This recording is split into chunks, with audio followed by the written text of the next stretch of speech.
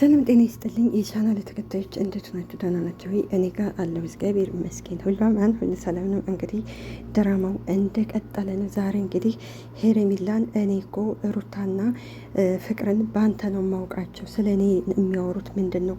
የማውቀው እኮ አንተን ነው፣ ለምንድን ነው እኔን የምትወቅሰኝ እያለች ነበርና እንግዲህ የሩታንና የማናት የፍቅርን እንግዲህ ሚስጥር እንግዲህ ሄርሜላ ደግሞ አውጥተዋል። ምክንያቱም ትናንትና ፍቅር ስታስመስል የነበረው እንግዲህ እኔ ላንተ ስሜት አለኝ አንተን እወድሃለሁ ስትል የነበረው በፍጹም ይሄ ውሸት ነው። ምክንያቱም አብርሽ እንግዲህ ወደ ሄርሜላን ከህይወቱ እንዳስወጣ ለዛ ነው። ከዛ በኋላ እንግዲህ ሄርሜላም ከህይወታቸው ከወጣችላቸው በኋላ እንግዲህ ሩታንና አብርሽን ልታስታርቅ ነው የምፈለገው። ነገር ግን ይታረቁ፣ ችግር የለውም። ግን በዚህ አይነት መንገድ አይደለም ማስታረቅ የምትፈልገው።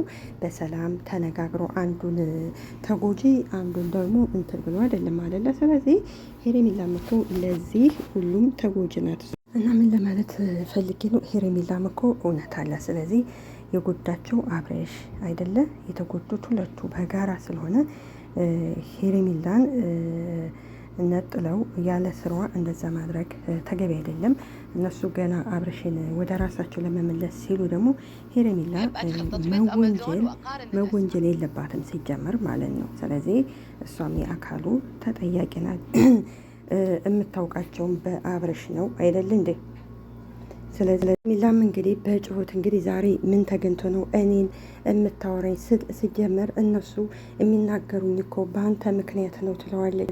የትም አታውቀኝም ሄርሜላም ቢሆንም የትም አታውቀኝም ትላለች። አዎ ትክክል ናት። ስለዚህ ፍቅርና ሩታ የተዋወቁት በአብርሃም ምክንያት፣ ሄርሜላም ሩታም እንዲሁም ፍቅርም የተዋወቁት ይኸው በአብርሃም ምክንያት። ስለዚህ ለዚህ ሁሉ ተጠያቂው አብርሃም ነው።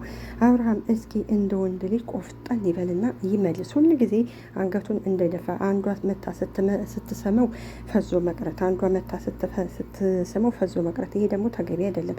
ስለዚህ ወደ ቁም ነገር የሚፈልግ ከሆነ ፈልጋለሁ፣ የማይፈልግ ከሆነ አንዷን ይምረጥና ከዛ በኋላ አርፎ ቁጭ ይበል። ሄርሜላም እንግዲህ ስለዚህ እኔ አንተ ጋር የሚያገናኝ ነገር የለም ጨርሻለሁ ስትል እሱም ለሌላ ጉዳይ ነው የጠራኸው ሽው ይላታታል።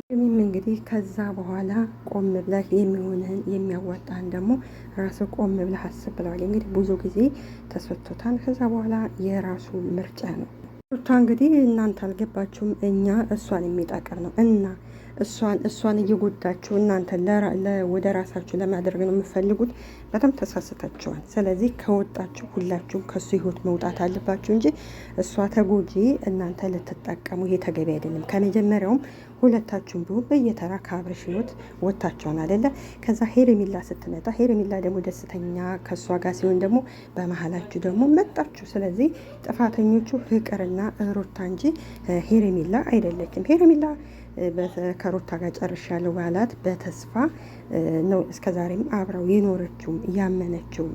እሺ ፍቅር አንቺ አይመለከተሽም፣ አንቺ ልታስወጫት አትችም። ባለቤቱ አለ፣ እሱ ከፈለገ አልፈልግም ይበል። አንቺ ገና ሩታ ጋር ገና አስታርቃለሁ ከሩታ ጋር እሄዳለሁ ብለሽ እሱ አምኖሽ ሚስጥር ያወራሽን አምኖሽ አይደለ ከመጀመሪያው የቀረበሽ፣ አንቺ ግን ከድተሽዋል።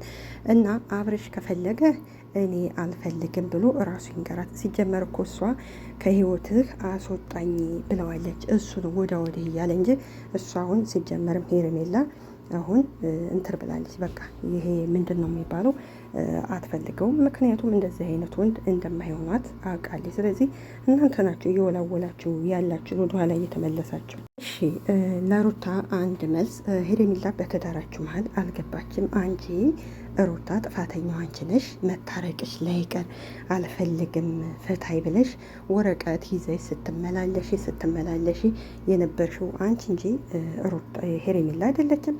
ከዛ በኋላ አንቺ ጋር ሲጨርስ ነው እንግዲህ እሱ ህይወቱ ወደ ህይወቱ ያስገባቱ። ስለዚህ የራሳችሁን ጥፋት ወደ ሌላ ሰው ባትወስዱ ጥሩ ነው። ዞሮ ዞሮ ብትታረቁ ደስ ይለናል። ነገር ግን ደግሞ ራሱ ባለቤቱ አለ።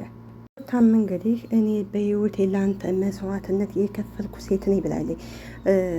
ስለዚህ ሴቱ ሲመጣ ምንድን ነው እኔ መስዋዕት ከፍዬ እኔ እንደዚህ ብዬ ወንዶች ወደ ሌላ አንድ ሲወስድ ሲጀምሩ እኔ ነኝ መስዋዕት የከፈልኩልህ ምናምን ምናምን ይላሉ።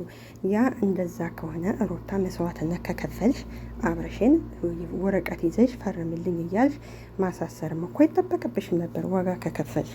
አብረሽን ሄርሜላን አትናገሪ ሲለት ሩታም እንግዲህ 100% እርግጠኛ ነኝ ያንተና ህይወት ይስተካከላል፣ እሷና ከህይወታችን መውጣት ያለብን፣ ስለዚህ ቆፍጠን ብለህ ትዳር ክመራ እያለችው ሩታና ፍቅር እንግዲህ አብርሽ የተናገርከውን ነገር እሷ መስማት አለባት እያሉት ነው። እንግዲህ እውነታቸው ነው። ለፍቅር ያለን ነገር አለ። ስለዚህ ቆፍጠን ይበልና ይናገር። በዛ አጋጣሚ ደግሞ እህቱንም ከዛም ነው ያጣለው። ስለዚህ እንደዚህ አይነት ወንድ ለምን እንደወደዱት ሩታም የሙጥኝ ፍቅርም እንዲሁም ደግሞ ሄርሜላም ለምን በምን ምክንያት እንደፈቀሩት አልገባኝም። እንግዲህ ሄርሜላ ምንድን ነው ግራ ገብቶኛል የምሰማው ምንድን ነው ስትለው እንግዲህ እሱም ሂጂ ዝም ብለሽ ሲል እንግዲህ ሩታና ፍቅርም እንግዲህ ንገራት እያሉ ነው። ስለዚህ ወላዋዩ ማን ይሄ አብረሽ ነው። አብረሽ እንደ ወንድ ልጅ ቆፍጠን አይልም።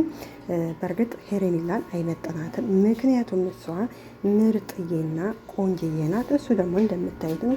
ያው አንዳንድ ጊዜ ፍቅር እውር ነው ይባል የለ ለዛ እንጂ አትመጥነውም። ሩታም እንግዲህ ለምን እንደሆነ እልክ የሚባል ነገር ለዛ ነው እንግዲህ አሁን ሁለቱ ሴቶች ለእኔ እያሉት አብረሽም እንደምወድሽና እንደማፈቅርሽ ነው እንደ የምታውቂው ሲላት እንግዲህ ሩታም ባይሆንማ ኖሮ ብዙ ነገር እየተናገሩ ከአበጣ ገር ትርቅ ነበር ትሏል። እሱም ቆፍጠን ብሎ ወይ ከሩታ አይርቅ ወይ ከሄርሜላ አይርቅ ወይ ከፍቅር አይርቅ። ስለዚህ ፍቅርም አለሁልሽ ሄርሜላንም አለሁልሽ እያለ የሴቶችን ህይወት ያበላሸው አብረሽ ልቦና ይስጠው እንላለን። ሄርሜላም እዚህ ህይወት ድራማ ከሆነ ህይወት ብትወጣ ደስ ይለናል። ላይክ ሰብስክራይብ እያደረጋቸው አበረታቱን ቅመሞችዬ።